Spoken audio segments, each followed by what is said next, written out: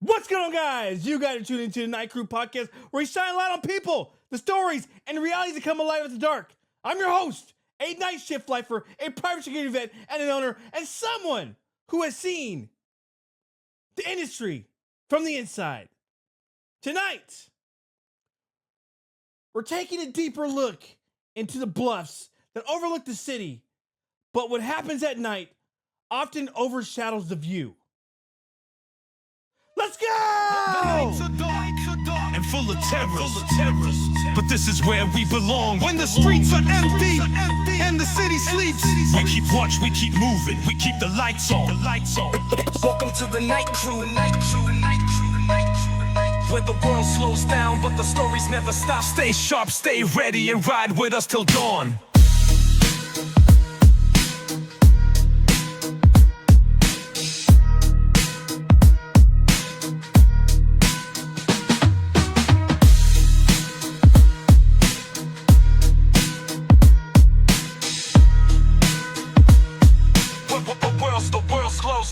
The stories never stop. Stay sharp, stay ready, and ride with. What's going on, guys? Welcome back. You have tuned to the Night Crew podcast. Tonight we're on the Bluffs.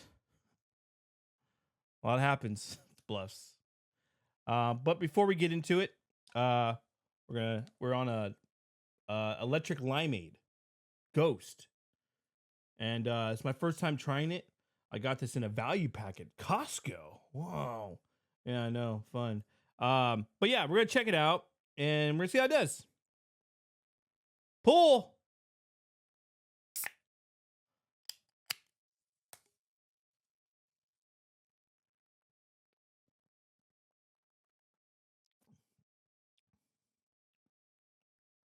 Okay, not bad, not bad. If you're into lime, I'm not a big lime fan, but it's actually not a bad. It's actually not a bad flavor. It's actually pretty good. I'm actually kind of impressed. It's not so bad. But yeah, obviously it's gonna have that 200 milligrams of caffeine. It's still gonna give you that kick and that rush at the end of the night. Obviously it's all about how does it taste good, and absolutely it does taste good. Like I said, lime's just not my thing, but doesn't help if you're a lime fan. This is you.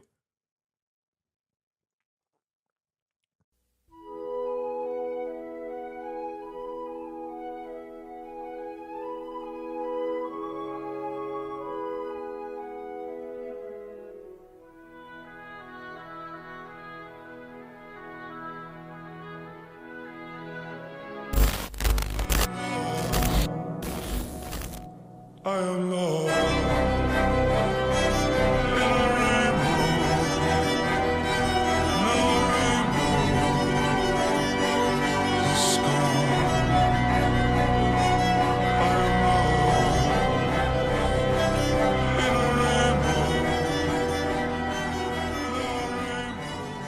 Ask anyone in Bakersfield if they've ever been to Panoramic Park, and they're going to respond to you, what is Panoramic Park? But if you ask them the same question and replace it with Bluffs, they're going to say, oh yeah, the Bluffs. Why do you call it Panoramic Park? Because it is. And you'll likely get two different sides, two different stories of the Bluffs when you ask, and you're gonna get either one. It's very nice. It's got really nice views, great for photography. I take my kids there. I like to go jogging there. I go hiking. I ride my bike. And on the other end, you're gonna ask someone, and they're gonna say it's a magnet for crime, shootings, violence, fighting. Don't go there at night. And this past weekend at 3 a.m. at the Bluffs, people were seen partying, drinking, playing music, congregated. And then as they're all gathered, seconds later, you see everyone scattering like freaking roaches.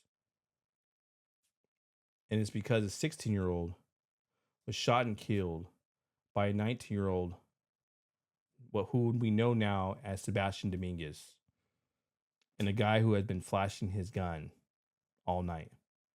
Just Check it out. And this isn't about one night. Okay. I'm going to talk to you guys about the failures that this park has seen, where the police and the park rangers have definitely dropped the ball, and the city, and how I believe security could have helped, and why communities need to start demanding change. Dominguez was armed, intoxicated, inhaling Nas at a house party scene on a video, not hiding his weapon. And these were not warning signs. Okay, they were obvious. The type of behavior any law enforcement officer or park ranger would have spotted instantly. The problem is, no one was there. Now, this shooting this past weekend wasn't random. Okay. The Bluffs has history. May 2nd, 2022, a 14-year-old kills a 39-year-old man. It happened in the area of Panorama Drive and River Boulevard about 11 o'clock Sunday night.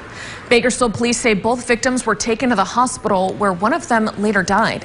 He has now been identified as 39-year-old Luis Mora. The second victim, described only as a teen, is said to be in stable condition. The teenager arrested for the shooting has been booked into juvenile. April 19th, 2024, a man suffers from multiple gunshot wounds while at the Bluffs. The man accused of killing another man in a deadly shooting in East Bakersfield faced a judge today. Angel Rodriguez pleaded not guilty to the murder of Ronald Hernandez at Panorama Park on the night of April 19th. And during this time, we have seen countless fights, drug use, assaults, and a lot of unreported incidents. I listen to the scanner when I'm on shift, and on the weekend, I always hear loitering at the Bluffs, loitering at the park on Panorama. And there's been two occurrences that I've actually just happened to pass by just to see how bad it was. And as I passed by, just my patrol vehicle as a presence, everyone scattered and ran. And the people that scattered were 14, 15, 16-year-old kids. I saw two girls that had to be the age of like 15 running south on River Boulevard. And there's a problem because I stayed at that park for 45 minutes almost, and law enforcement never showed up. My presence being parked there helped. And this is what makes this whole situation unacceptable. Because the Bluffs isn't some little secret spot. It's not a secret hangout. Okay? You don't need a code to get in. It's notorious. If the community knows, I know, you know, the families know, if security knows, then law enforcement definitely knows. So the question is, why is there no consistent presence? Did you guys know that the Bluffs has park rangers? And you're going to scratch your head and say, no. I didn't know they had park rangers. I didn't even know it was a park. The city actually has park rangers. But you never know by looking at the Bluffs at night. Doesn't matter what day of the week you go to the Bluffs, there's always cars parked in the parking area. There's always cars parked along the street. And not once have they been seen after hours. Not once patrolling when the park is full of cars, kids, chaos, drug use, drinking. Their job is to enforce the park rules, to be that presence. But instead, the Bluffs continues to be left wide open for gangs, drug activity, shooting, incidents. And these homes across the street call all the time. They're always calling about the congregation that's going on at the park. Everyone hanging out. Donuts. These are $1 million homes across the street from the Bluffs. And the city, the county, Whoever's responsible for that park is being negligent of the calls that are coming in being received, which actually it is the city, because I'm listening to BPD, the Bakersfield Police Department radio, and the calls are going to them, and no one shows up. They show up 30 minutes before they're getting ready to end their shift. And I'm not saying that as like I'm thinking about it. I've seen it. They pass by 30 minutes before their shift ends. Law enforcement responds, but always after the fact, after the shooting, after the fights, after lives have been lost. That's not protection. It's reporting. They're just going there to take a report, put on there, 1097, code 4. What? Now, okay, let's do this as a roles reverse. Now, the city taxpayers are paying for law enforcement, right? Correct. And private security, we're being paid by the client, okay, or whoever's paying us. They're paying us. So if a guard shows up every time that there's an incident after the fact, every night, we would not have clients. They would say, you're not doing your job. We have to let you go. We're going to find someone else that's going to do it. And the whole point of security is deterrent and prevention. And that's exactly what I believe is missing from law enforcement here today. Dominguez was inside of a nightclub the same night. Okay? I don't know what nightclub it was, but if you guys find out, please let me know. I want to know. Because he was in there armed, underage, intoxicated, and no one said nothing to him. It's a failure on the basic access control as ID checks, pat downs, and bag searches. This is where I believe private security could have made a difference. Okay. And I believe security could have prevented a threat like this from even entering into the doors. But when you do your pat downs half-heartedly, you end up with situations like this. If you're just doing this, what? You missed my energy drink, man. Oh, what? Oh. It's okay. I'm gonna finish this right now. Situations like that. Private security isn't a replacement for police. Okay? By any means.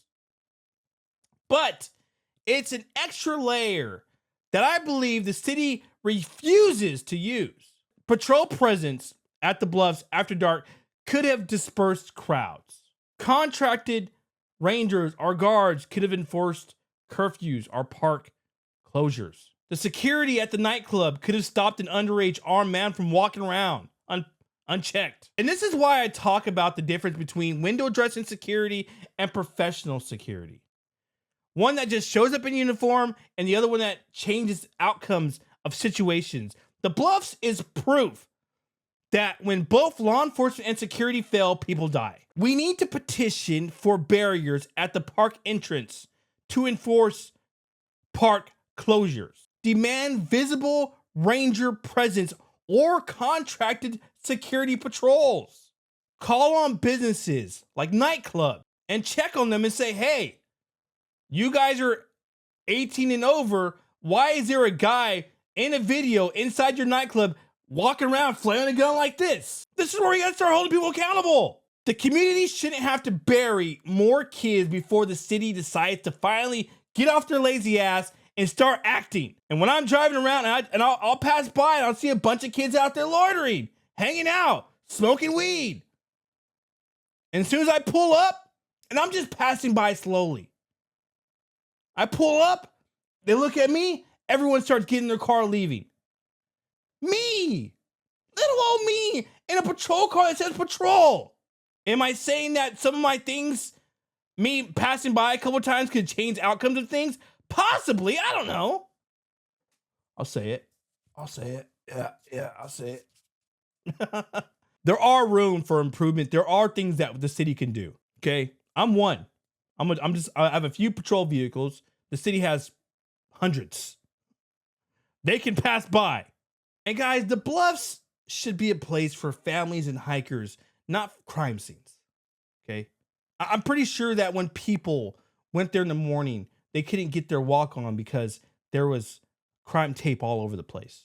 This place is a breeding ground for violence because law enforcement in the city continue to turn the other cheek and look the other way. As a security professional, I know what works. It's not rocket science, okay? I'm not sitting here doing open heart surgery. It's presence, prevention, and accountability. Those three things can save lives. Without those, fighting, donuts, tire marks, drinking, underage drinking, no ordinance on these on these minors. Sorry, I'm all sweaty now. Let me know what you guys think, because I'm fed up. I'm sure you guys are all fed up. I'm sick of hearing loitering at the park. I'm sick of hearing fighting at the park. Tired of hearing another teenager getting shot at the Bluffs over a couple people fighting, and this kid, from what I've heard, tried to intervene, and him and this Dominguez guy got into it, and Dominguez, pulled the trigger. So let me know what you guys think. What can we do? Did some of my suggestions, does it sound credible? Is it something that would work? My little suggestions that I had. If you guys like this episode, please like, share, subscribe. And let's all help each other push for barriers at the entrance of the Bluffs. And push for real enforcement after hours. And let's stop letting the city sweep these tragedies under the rug. You guys should be tired of seeing your children out there in the streets drinking, smoking weed, hanging out the wrong crowd. Now a lot of these kids have to live with this. Watching someone get popped in the head. I've seen it, and trust me, it changes you as a person. For the Nights of Dark, Volterra.